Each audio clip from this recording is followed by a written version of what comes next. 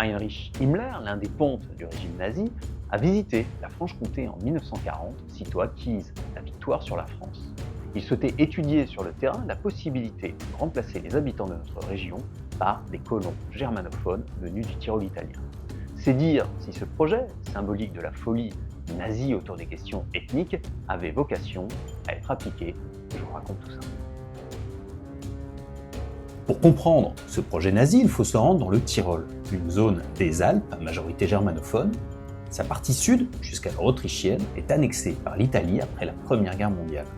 Le prétexte, une minorité latine y vit et la frontière naturelle du pays serait le col du Brenner.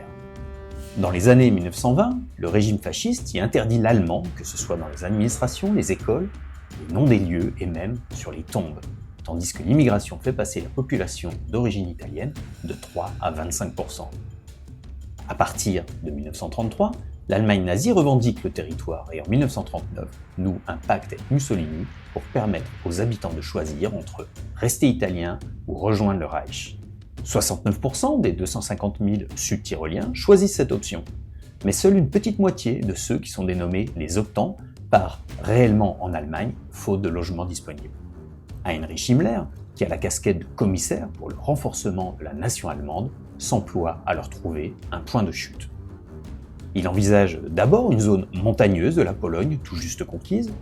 La victoire sur la France en 1940 lui offre une autre option, la Franche-Comté, qui rappelle le Tyrol avec ses montagnes, ses vallées et ses vignobles. Le projet Burgund est né du nom du comté de Bourgogne, comme s'appelait dans un premier temps la Franche-Comté. Les nazis la considèrent comme héritière du royaume des Burgondes, jugée germanique et donc légitime à une colonisation allemande. Himmler prévoit que la nouvelle entité sera un État-modèle administré par les SS, mais ses contours précis ne sont pas fixés. Une partie de la Bourgogne pourrait être englobée ou le nord Franche-Comté exclu, les Sud-Tyroliens ayant peu d'appétence pour l'industrie, à moins que d'autres populations germaniques ne soient implantées. Dans tous les cas, le demi-million d'habitants que compte la Franche-Comté devra être expulsé et pris en charge par le régime de Vichy. Le projet Burgund a été lancé suite à la défaite française face aux armées allemandes.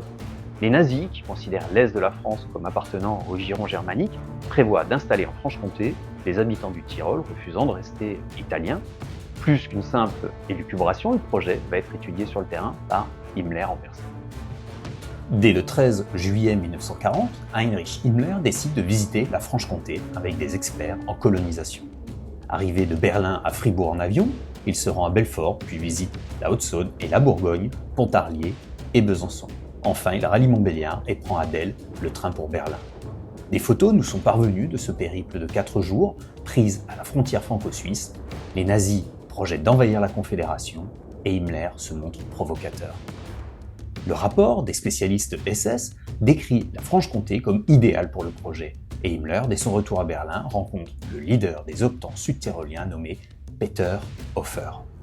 Il l'envoie sur le terrain avec une délégation qui est conquise et imagine déjà rebaptiser les villes franc-comtoises avec des noms tyroliens. Besançon deviendrait ainsi Bozen, le nom allemand de Bolzano, la capitale du Sud-Tyrol. Des habitants ont été interrogés et quelques notables proches de Pétain entendent parler du plan, mais l'information ne se propage pas. Le projet ne sera bien sûr jamais mis à exécution, d'abord parce qu'Hitler entend triompher de la Grande-Bretagne avant de remodeler en profondeur frontières et populations en Europe.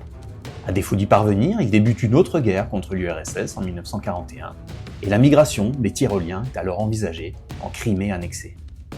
Puis, quand Mussolini a besoin du soutien allemand pour rester au pouvoir, le Sud-Tyrol est placé sous administration nazie en 1943.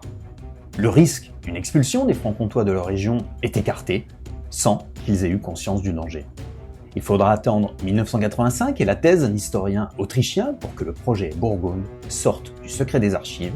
Le franc-comtois Joseph Pinard publiera également un livre en 2013. Le Sud-Tyrol est resté intégré à l'Italie après 1945, mais avec la promesse de protéger sa population germanophone, un statut d'autonomie garantissant des droits linguistiques et culturels a ensuite été mis en place.